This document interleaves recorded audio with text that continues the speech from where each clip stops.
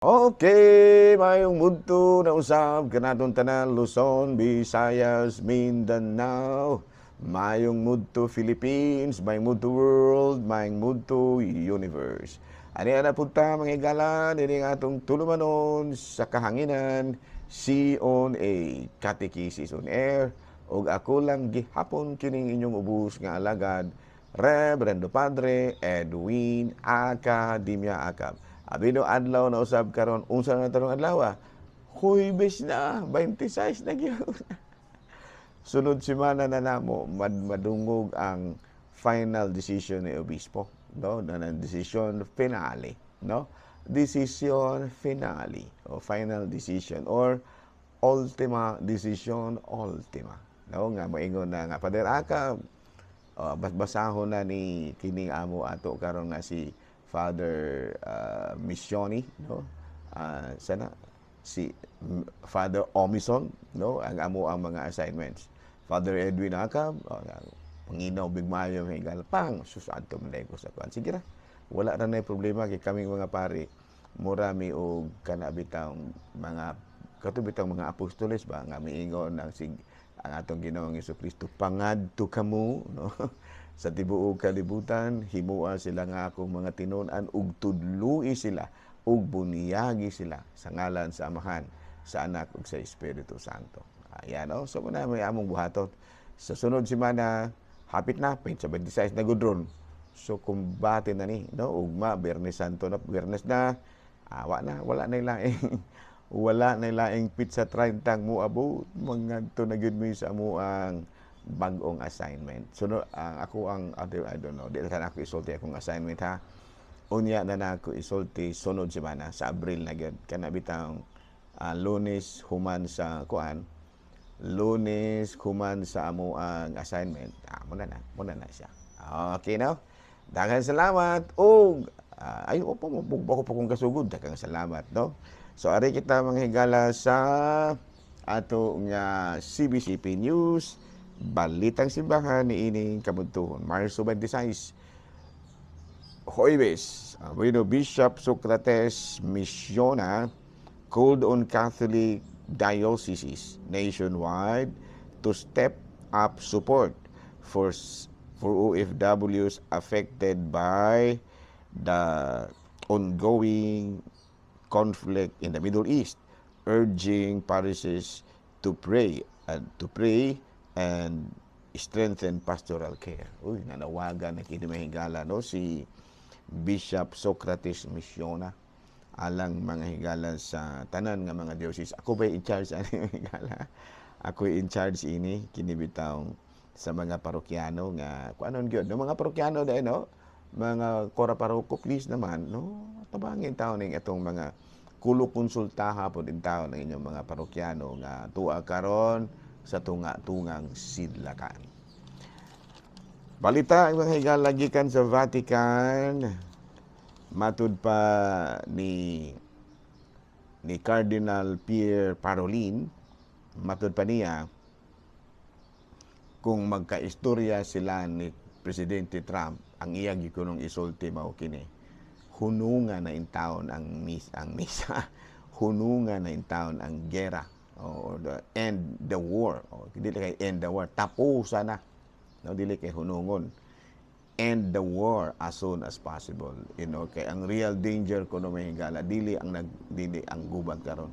Kung magpadayon kini unya unsay mahitabo natong mga gitawag natong mga onlookers. No, kay karon pa lang daan mga higala wana gat 86 na ning kuan. 86 na ning gasolina diri sa amoa. Pagkalisuda unsaon na laman ani. Bugas manghigala kay ako ang mupalit ko og mga kuan bugas dinaghanon ko man kay dito balik-balik tindahan. Last na ako nga palit 2,300. Karon 3,300 na. Kuy Ginoo saka pod mahigala og uskalibo. So bala nga matud pa ni Cardinal Pietro Parolin, ang spokesperson ang Secretary of State sa Vatican, matud pa niya kung magkaistorya sila ni Presidente Trump iya ging-ingmon tapusan na ang gira sa Middle East ug ang Israel. So mao kadto mga higala no, mga balitang simbahano ni ining kabuntuhon ug padayon kita sa ato ang mga pagpangalakan. Abi no, ari na ta mga higala sa ato ang Saint of the Day. Pizza 26 ang ato karon nga santo mausi Saint Braulio. Uy, wapo pangalan ni Braulio. Naunsa pud gyud kinabuhi ani. Uy, obispo man dai ni si kining kuan si kini si San Braulio. Siya usa ni siya ka obispo sa Saragossa niadtong 651 no. O niya fought against Arianism o gihapon no, kini yung Arianism dako jud kay ni sa problema no. O niya assembled no, iyang usag yun sa iyahang maayo kayong binuhatan mahigala kining simple and prayerful life, and at the same time kini iyang pagpakabana gyud sa kalisdanan sa mga kabus.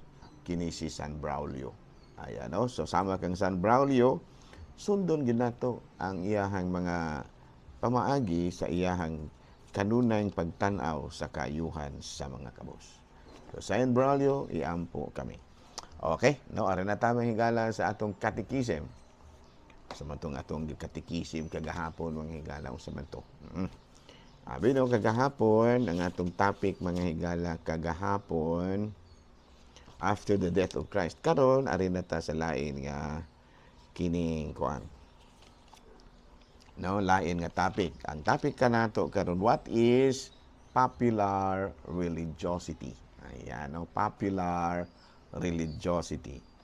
Popular religiosity refers to the ways ordinary people practice and express their faith, often distinct from official or formal religious practices.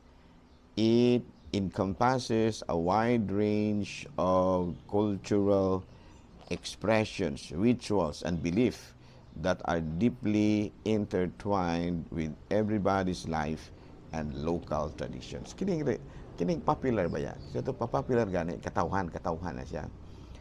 Kuan ni siya, muna siya ang mga pamaagi nga gipanghimo sa mga ordinaryo nga tawo in order to express their faith.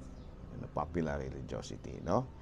Yan, nunay uban ini mahigala niya. Kinahanglan gini siyang i-guide, no? Kay kuan niya siya often distinct, murag wala jud siya gitudlo sa simbahan. Dili ni siya official or formal religious practices. Unya, it encompasses wide range of cultural expressions. Ito pa mura o culturally nya ritual and belief. So, kini siya mahigala, wala ni siya problema. Basta mag-guidean lang, no, kining popular religiosity kay nagampo maghihapon eh. No, sample ni ana mahigala kini bitawng naas bukid ba nga ang ilahang pagdebosyon sa mga santos. Ang problema lang usahay kay mura bang mapangwartahan usahay.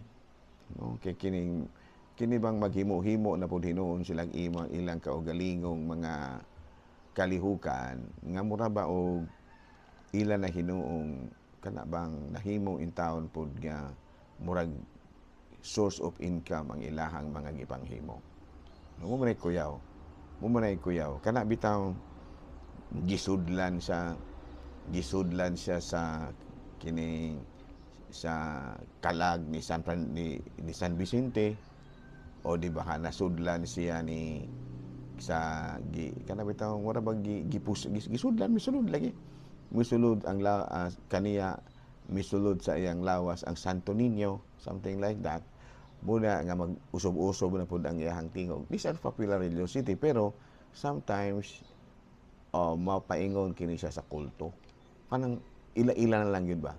Dili na gyud nimo pa mapugnan kay nahimo namang kulto. Unya nahimo na hinuon nga pamaagi sa ilahang daghang gina nga himuin higala nga nagsugod og popular religiosity, pero ni end up mga higala nga nahimo na hinuon nga kulto.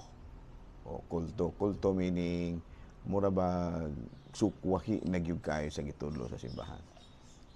Ako ba ni ini kung ang popular religiosity na daghan po mga makuan na po ma-accepted ra. Pero dili gyud kaayo o delikado lang. No muna nga, what are the characteristics of popular religiosity? Inculturation often involves the kining blending of religious belief with local customs and cultural practices. Usa na niini mahigala, no? Kini bitong sinulog, kining sinulog. Nahimo ni siyang popular religiosity, but at the same time, permitted sa simbahan. Kaya nga naman, naigo manggihap. Sacramentals di siya, kining sinulog. Pero naigo gihapon sa pagtulunan sa simbahan. Nagaidan ba? Nagaidan. Kaya bang nagiyahan ba? No? Bisan gani kining kwan? Kining pagdebosyon sa Black Nazarene. At ang gihapon nato nig popular religiosity, pero nagiyahan. Okay, kwan manggihapon na siya. Although they are not officially or formally taught by the church, but it is still valid because nagiyahan man. No? Focus on the concrete. It often emphasizes tangible expressions of faith, such as rituals, festivals, and devotion to specific saints or sacred objects. No? So, pero giyahan lang yun. Kaya kung dili, pareho sa bukid, mahimong kulto, mahimong kultik. Yung kining mga sinulog, kining pagdebosyon sa santo, sa Nazareno, pong Nazareno, nagiyahan kini siya. Una nga, nahimo siya nga official practice and religious practice of the church. Okay, no? Unya, it is a community-based. Kay mo lagi na, no? Daghan pag yun gihapon nga, daghan kaayong mga inguniana nga wala magiyahin mo na siya delikado. Nya sa don'ts. Unsa may mga gidili niya na in contrast with the formal teachings and practice of religious instruction. Sa to pa, kung pananglitan sukwahi na gyud kayo sa gitudlo sa simbahan. Unya kini yung ikaduha may grabe. Kining commercialization. More on income generating and less aimed to finance charitable undertakings. Pero ang uban dili naman. Nahimo na hinuon siyang imbis nga popular religiosity, nahimo siyang na-commercialize. Kaya nga naman, doon na ganit yung nadungog nga istorya, I don't know. Nga, mao'y nahimong giawayan sa pamilya ang income sa kapilya. Kaya nga naman, daghan man kaayo po nga managkon, mong hatag kay milagruso yun lagi. Matod pa nila. So, significance, gitawag na to og faith-seeking understanding and enhanced sense of faith among people. Noon niya, inculturation of faith, religious belief become adapted and expressed within local culture. And number 3, community and sa paunsa ni siya may kala, no? Ayan, community, no? Shaping community and identity and social bond. Ano, no? So, muna siya religious, kanang popular religiosity, pero kinahanglan gid lagi nga giyahan. Parit lagi sa sinulog, nagiyahan man eh. Nahimo na siyang official practice of the church. Muna daghang kayong kasimbahan karon nga magsinulog jud, no? Kinaapa man maigo man gihapon siya sa mga worship kan activities nato. Magbakbak ato ang sugaton sa atong gisayawan ingon ana, no? Pero ang kuyaw lagi kay kanang dili mabantayan ba? Mamahimo na hinuon yung musukol na gani sa pagtulunan sa simbahan ug na mahimo na noon siyang anti-Catholic. Mahimo siyang relihiyon ba? Mahimo na siyang relihiyon.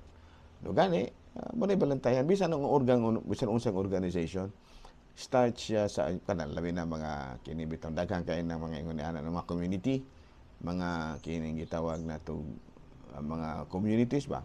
Kung dili jud nabantayan, may puruhan ba ya nga masalaag ang ilang pamaagi. Ala, no? So nga always and ever ako, no, sa ako ang simbahan, ang ako ra yung sa akong mga assignment, dili ko ganahan nga ang mga renewal movements mudaghan pagayo, no, nga kana bitang hapit tanan tahapit tibuok parokya membro na ana nga mao ang renewal movement, hapit tanang membro na ana maglisod naman kog tudlo kay kung dili mo tuo wala naman kay kontrola nila. You can no longer control the renewal movements kung silang tanan magbuot-buot na gina sila, no? So muna siya balantayan. So sa muna ako sa ang ako yung punto, dili ko ingon nga kuan ko anti kanang gitawag og anti-renewal movements. Ang ako orang gusto nga makontrola pa nato ang mga renewal movements. Kaya kung dili na gani, maglisod na tag-kontrola, pakalisoda na. Lisuda na kay makontrola nimo. May ang uban gani manukol, suklan ka doon na gani yung renewal movement ka usa, dili na ako isulti ko nasa ko. Amo usang gipugngan ba, na dili lang usa mamatag og seminar. Kabalo kag unsay gisulti sa usa nila, pader wala may ni ari diri kay mananghid. Ni ari mi diri kay nagpabalora nga magseminar mi. Gidaliman ka ng istorya ha. Nugi tulo mi kabog mga pare team ministry mi ato. Gisultihan mi ana. Kaya nga amo lagi usa kay naa mo gi-BEC. Aron dili ba kana bang gitawag nato og magkompetensyahay ang community organizing sa BEC ug ang community organizing sa ilahang grupo renewal movement. Dili na ko isulti ang pangalan. Ang usa gyud giingnan mi kami tulo mi ato. Giingnan mi pader wala mi mo ari diri para mananghid. May ari mi para magpabalo. Kuha mi dito. Pero wala na lang mi. Amo na lang wala ang sulti pa sa akong kauban dili maayo nga head-on collision. Kay dunay gikuan. Sa amo na tong gihambin nya murag nang nahitabo gyud naa man lagi dili man lagi gyud maayo to iyahang gihimo. Wala gyud gihapon kay mo prosper ang mao nga kining renewal movement. Tabong na naluya ra gyud gihapon sila. Ana no. So na no. So sa atong pagpadayon atong pagpamalandong liining Semana Santa, sunod semana na ba ya? No, Pitsa 26 ang sunod Huwebes, di ba? Sunod Huwebes Santo na ba ya? Ano? So again, sa atong pagpadayon, sa atong pagpalandong, pangayoon na to sa Ginoo nga unta kami mga pare kay hapit na magini mamalihino. Yang pupud in taon mininyo aron nga maayo ang among dagan sa amo ang bag-ong assignments unya og makapadayon gihapon kami tagaan kami may lawas, maayong paghuna-huna, kapiskay sa huna-huna, kapiskay sa among pagtuo aron nga mahimo gihapon nga mabungahon ang amo unyang bag-ong assignments kung asa may mga assign. Daghang salamat ug maayong mudto Pilipinas.